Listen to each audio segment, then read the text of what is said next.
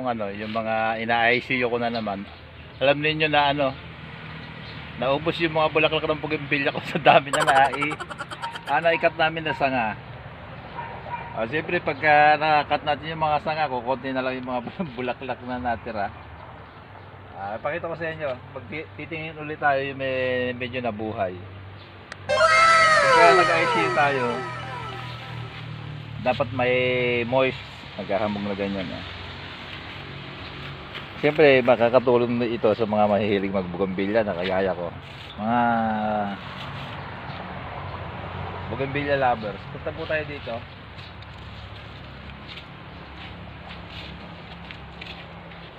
Yung mga iba naialis ko na dito, pero meron na naman na bago kong naitanggal si Mrs. dyan. Yung mga iba kasi naibilad ko na, nairipat ko na yung iba. Nakita nyo na sariwan-sariwa ang mga dahon nila. Ayan, ganyan karami yung mga sanga na tinanggal namin dun sa mga bougainvillea ko, kaya wala akong maipost na bulaklak. Halos naubos yung mga sangang magaganda na ikat namin. Ayan, dapat yung ganyang karami may mga date para alam natin kung kailan natin na bubuksan. Pagdating ng 20 days o 1 month, alam natin. Kasi marami na hindi naman nagsasabay-sabay yung pag-ugat. Merong mabilis, merong mabagal. Yung iba inaabot niya na 1 month kung minsan bago mag-ugat. Tingnan natin dito.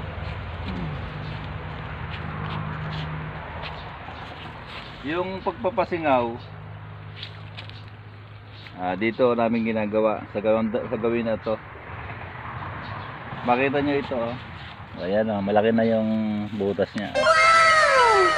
Ibig sabihin may ugat na yung nasa loob niyan. Kuha tayo na isa lang. Tingnan natin. Iya. Ang liit naman ito. Tingnan nyo, ang liit ito. September yata ito. Ayan na, may ugat. Ugat yan. Dalawahin na natin. Ayan na, may ugat siya. Ayan na. Yung kulay white. Ayan.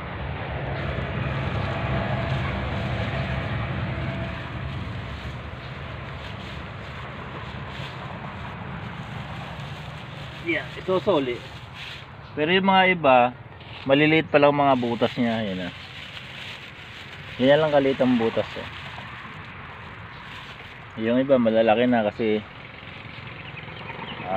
pinapalaki araw-araw. Expert dyan yung misis ko, yung singer ko misis na maganda. Ayan malalaki na mga butas dyan. Siya ang nakatoka dito. Siyempre ako naman tiga-dilig, lahat-lahat na. Siya naman nakatoka dito sa pagbubuhay. Dito siya magaling. Ayan tingnan ulit natin ito.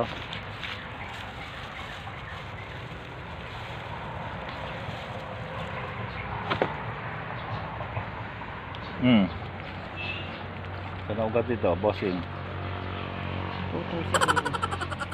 Teka, kuha tayo na iba. Hindi makita. Ito dami ganyan karami kung mag-ugat tingnan nyo. Masaya ka na pag nakapagpaugat yan ng mga bougainvillea. Extra income ng mga senior, di ba? Tayo mga nasa bahay, extra income na natin ito. Pag nakabenta tayo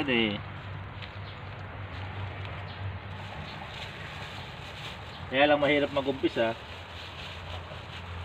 kasi mahal ang puhunan. Ito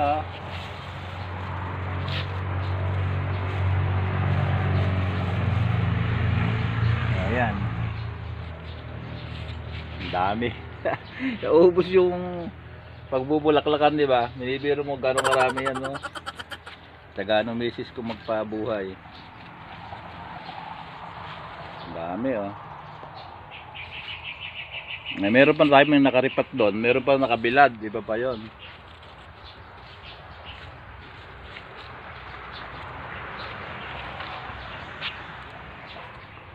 Nakita nyo kung gaano kadami yung mga na-ICU namin. Ayan.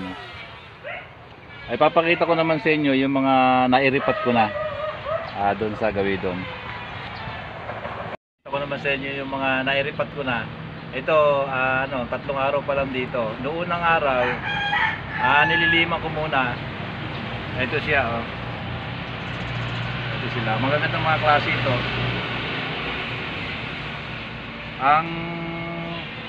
Ang gagawin lang, pagkagaling doon sa ICU, dadaling ko muna doon sa medyo nalililiman ng konti. Yung may mga lilim-lilim na palton. Pero naiinitan siya doon. Pagkaraan, pag nasanay na sa init, doon sa kabila doon, iriripat na. Noong unang araw nililiman ko ito, pero ngayon hindi na. Nakita nyo ang gaganda na nila, oh. Wala na naglalanta. Magagandang klase itong mga ito. Ayan, marami yan hanggang doon. Ito, lapitan natin para makita natin. Ito parang di ba? Yung mga dahon niya parang hindi pa masyadong sanay sa init, pero hindi na siya naglalanta. Nakita niyo, sariwa na. Mas lalakas ng lumaki ngayon ito kasi nasa init na. Ayun yung mga usbong na niya, oh. 3 araw pa lang dito, talagang sinasanay pa lang sa init. Ayan, mga opal flame pa, oh. Opal flame. Ito, opal flame din. Ito, Black Maria. Pagkawin tayo dito para makita natin. Ayan, oh. Parang ito. Ibinsi-binsirin nga natin para maikuha natin yung mga ito, munduring ito. Marami pa dito ng mga basta itong minuhay namin na ito, puro magagandang klase ito. Kaya naiinitan na talaga. Yung kasi nung unang dalhin dito, makita nyo parang nagkukulot pa yung mga dahon niya. Pero yung dahon niya, yung bago, ayan o, sariwan-sariwa na.